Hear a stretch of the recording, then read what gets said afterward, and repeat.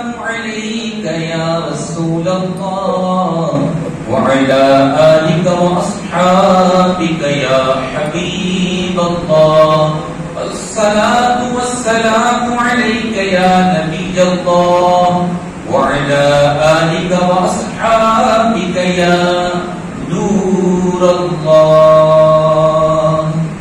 اللہ سبحانہ تعالیٰ کی حمد و ثنا اور اس کے پیارے حبیب صلی اللہ تعالی علیہ وآلہ وسلم کی بارگاہ مقدس میں ہدیہ درود و سلام عرض کرنے کے بعد میرے نہایت قابل احترام قابل قدر معززین بھائیو، اللہ سبحانہ تعالیٰ کا کرم ہوا کہ ہمیں ایک مرتبہ پھر رمضان جیسی عظیم و شان نعمت اللہ پاک نے عطا فرمائی، اور آج رمضان شریف میں یہ پہلا جمعہ ہے، تو آپ سب کو یہ ماہ مقدس ماہ رمضان کا پہلا جمعہ مبارک بھی ہو.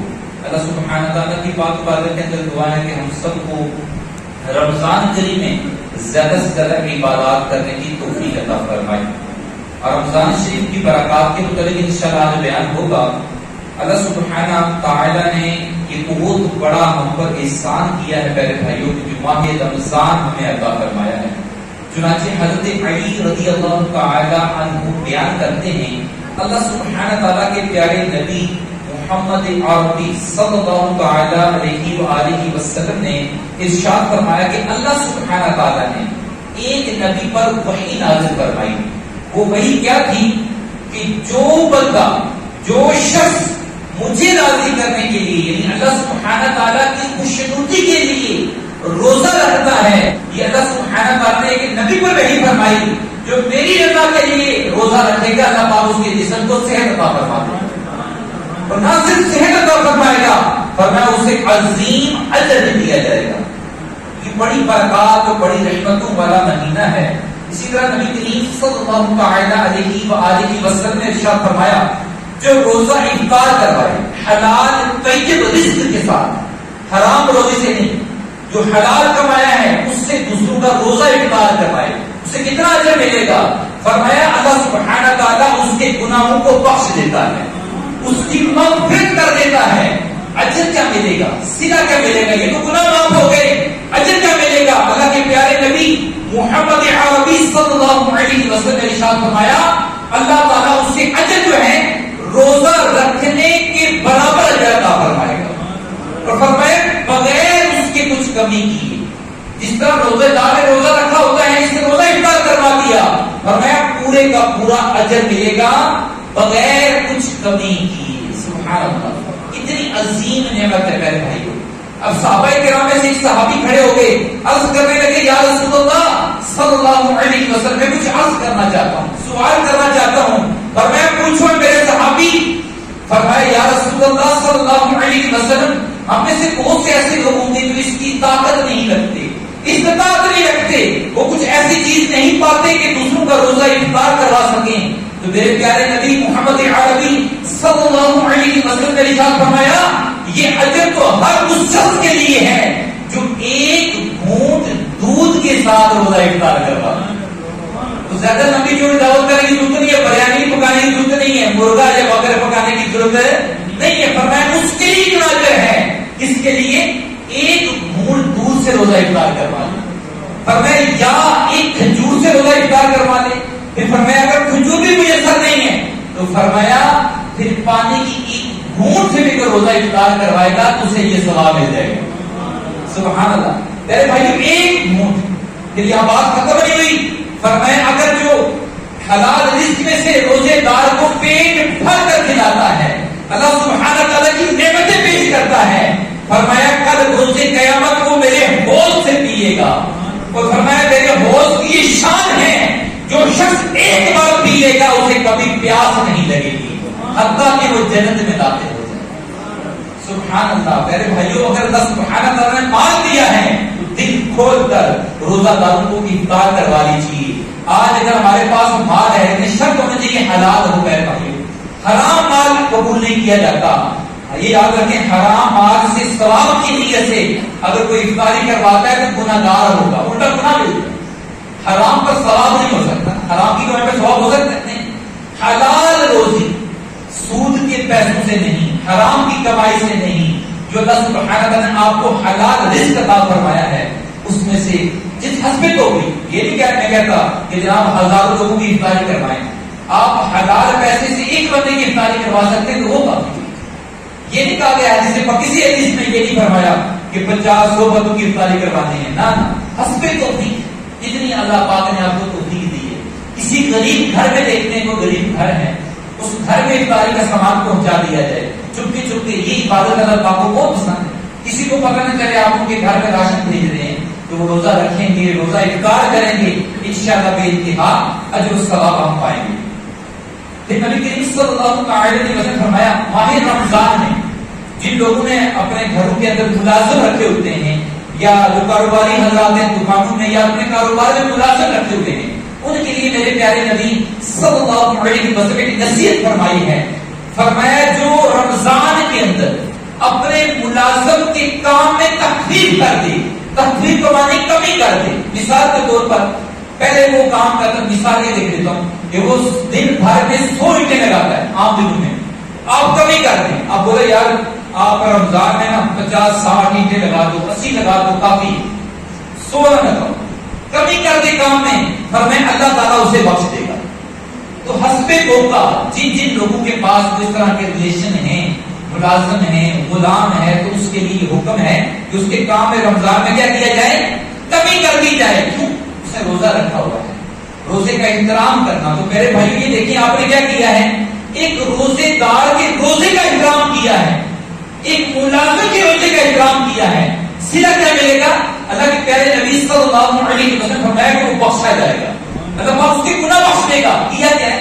نہ ہم نے خود روزہ تو رکھنا ہی ہے نا، اس کا الگ ثواب ہے، لیکن نہ تو آپ نے اس کے لیے کوئی لمبی چوڑی نمازیں پڑھی ہیں، نہ قرآن کی تلاوتیں کی ہیں، نہ حج کیا ہے، کام کیا کیا ہے، صرف اپنے ملازم کے کام میں جو کرتا کام روٹین میں کمی کر دی، اب کم کر دیا کرو، تو انشاءاللہ اس کا بدلہ کیا ملے گا، اللہ پاک ہمارے گناہوں کو معاف فرما دے گا۔ تو یہ بھی ہمیں حضور علیہ السلام کی سیرت کا یہ بھی پہلو ہے، جہاں پر میرے بھائیوں حضور علیہ السلام کی سیرت میں ہمیں یہ ملتا ہے، نماز پڑھنی ہے، روزے رکھنے ہیں، رمضان کے روزے فرض ہیں، حج کرنا ہے، زکات دینی ہے، وہاں پر میرے بھائی ہمیں یہ بھی سیکھنے کو ملتا ہے کہ اپنے ملازمین کے ساتھ برتاؤ اچھا کیا جائے، ان کے ساتھ حسن سلوک سے پیش آیا جائے، ان کے کام میں کمی کر دی جائے۔ لیکن بعض ایسا ہوتا ہے کہ ہم رمضان میں زیادہ کام دیتے ہیں، اگر آپ زیادہ کام لے لیں، کوشش کریں کم لیں، اگر زیادہ لیتے ہیں تو آپ اجرت پوری کر دیں، یا کام رہتا ہے تو ملازم پہلے اگر ایک تھا اب وہ کر دیں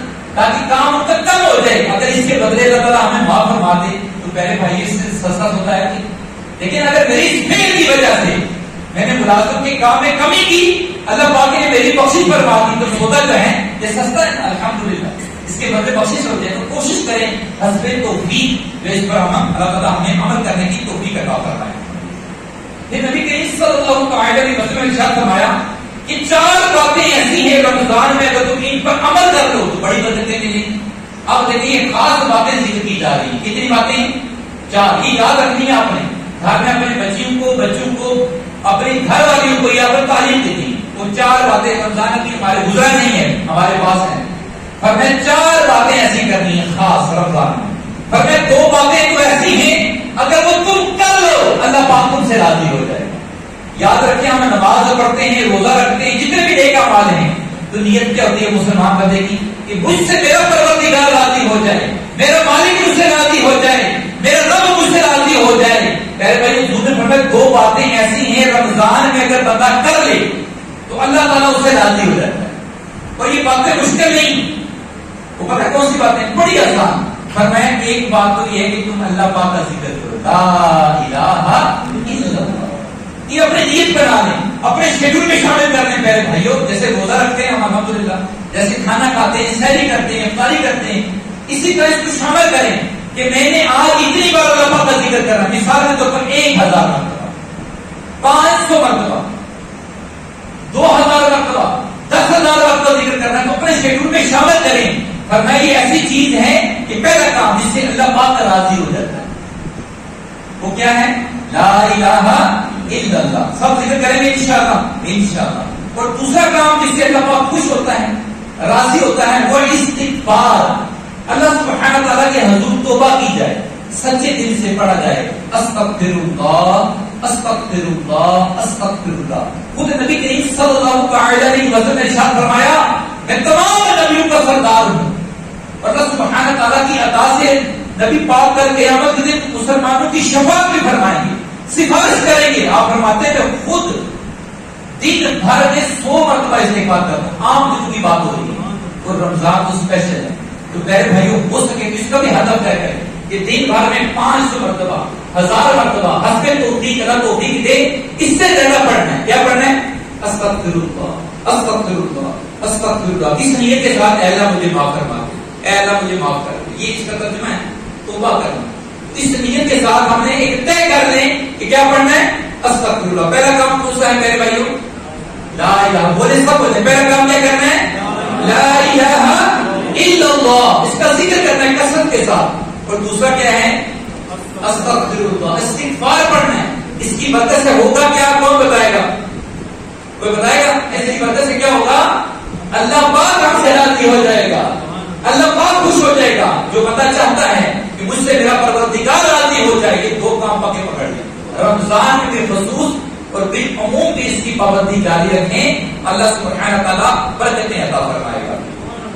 اور 2 چیزیں ایسی, 4 چیزیں کہیں 2 چیزیں ہوگی, پر میں 2 چیزیں ایسی ہیں کہ تم اس سے بے نیاز نہیں ہو سکتے. وہ کون سی چیزیں میرے بھائیوں کی؟ 2 خاص تاکیدیں, 2 عمل کرتے ہیں اور 2 دعائیں. 2 عمل اور 2 کیا ہیں؟ دعائیں. ایک دعا تو یہ کرنی ہے یا اللہ اپنی رحمت والی جگہ جنت عطا فرما دے. آقا کریم صلی اللہ علیہ وسلم کا پڑوس عطا فرما دے جو سب سے افضل جنت ہے, جنت پھر دوست عطا فرما دے. اے اللہ ہمیں جنت عطا فرمانا. ایک دعا یہ ہوتی. اور دوسری دعا فرمایا یہ کرو اے اللہ ہمیں اپنے غضب والی جگہ اپنے عذاب والی جگہ جہنم سے بچانا. اے اللہ ہمیں جہنم سے محفوظ رکھ, جہنم سے آزادی عطا فرما. یہ دعائیں کرنی ہیں. 2 دعائیں اور 2 عمل کریں گے تو انشاءاللہ اللہ سبحانہ تعالیٰ کی رضا بھی نصیب ہوگی, خوشنودی بھی مل جائے گی, اور اللہ کی رحمت سے جنت ملے گی, جہنم سے نجات نصیب ہوگی انشاءاللہ. جس نبی کریم صلی اللہ تعالی علیہ وسلم نے ارشاد فرمایا جب رمضان کریم شروع ہوتا ہے تو اللہ سبحانہ تعالیٰ آسمانوں کے دروازے کھول دیتا ہے. پھر اللہ سبحانہ تعالیٰ روزے دار کے ہر سجدے کے بدلے جو بھی سجدہ کرے گا 1500 نیکیاں عطا فرماتا ہے. کتنی نیکیاں ملتی ہیں ہر سجدے کی؟ بس 1500 نیکیاں ملتی ہیں. کس کو؟ رمضان میں روزے دار. سبحان اللہ سبحان اللہ. پھر فرمایا اس روزے دار کے لیے اللہ سبحانہ تعالیٰ جنت کے اندر ایک گھر تعمیر فرماتا ہے جو اینٹوں کا نہیں بنا ہوتا, پہلے بھائی ٹائروں کا نہیں بنا ہوا, بلکہ سرخ یاقوت کا بنا ہوگا.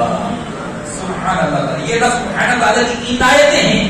پھر مزید فرمایا روزے دار کے لیے اللہ سبحانہ تعالیٰ کے معصوم فرشتے اور نورانی مخلوق 70,000 فرشتے اس کے لیے دعائیں مغفرت کرتے ہیں. صبح سے لے کر شام تک دعا کرتے ہیں. دعا کیا کرتے ہیں؟ اللہ اس بندے نے تیرے لیے روزہ رکھا, یا اللہ اس روزے دار کو بخش دے, یا اللہ اس نے جو خطائیں کی اسے معاف فرما دے, یا اللہ اسے بخش دے. دعائیں کرتے رہتے ہیں. کب تک کرتے رہتے ہیں؟ صبح سے لے کر شام تک. کس کے لیے کرتے ہیں؟ فرمایا روزے دار کے لیے. تو پہلے بھائیوں نورانی مخلوق جو گناہ نہیں کرتی, یاد رکھیں خوش نصیب ہے وہ شخص جس کے لیے فرشتے بھی دعا کریں. وہ خوش نصیب ہے جس کے لیے فرشتے دعائیں کریں. میری دعا آپ کی دعا ہو سکتا ہے اللہ سبحانہ تعالیٰ کی بارگاہ میں رد کر دی جائے, ریجیکٹ کر دی جائے, لیکن میرے بھائیوں فرشتوں کی دعا قبول ہوتی ہے. کیونکہ فرشتے کیا کرتے ہیں؟ دیکھیں اللہ کے حکم سے دعائیں کرتے ہیں. اور جب اللہ خود کہہ رہا ہے کہ اے فرشتوں اس روزے دار کے لیے دعا کرو تو فرمائیں رد ہوگی یا قبول ہوگی؟ قبول ہوگی انشاءاللہ تعالیٰ. تو پھر اچھی نیتوں کے ساتھ رمضان کریم کے سارے روزے رکھنے ہیں انشاءاللہ. پھر فرمایا روزے دار کے لیے ہر سجدے کے بدلے میں جنت میں ایک بہت عظیم الشان درخت لگا دیا جاتا ہے.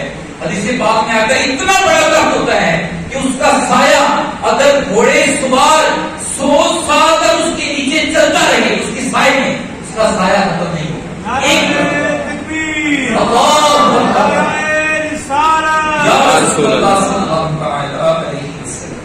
پھر فرمایا اللہ علیہ وسلم کہ اللہ سبحانہ تعالیٰ روزانہ افطار کے وقت 10 لاکھ لوگوں کو جہنم سے آزاد کر دیتا ہے.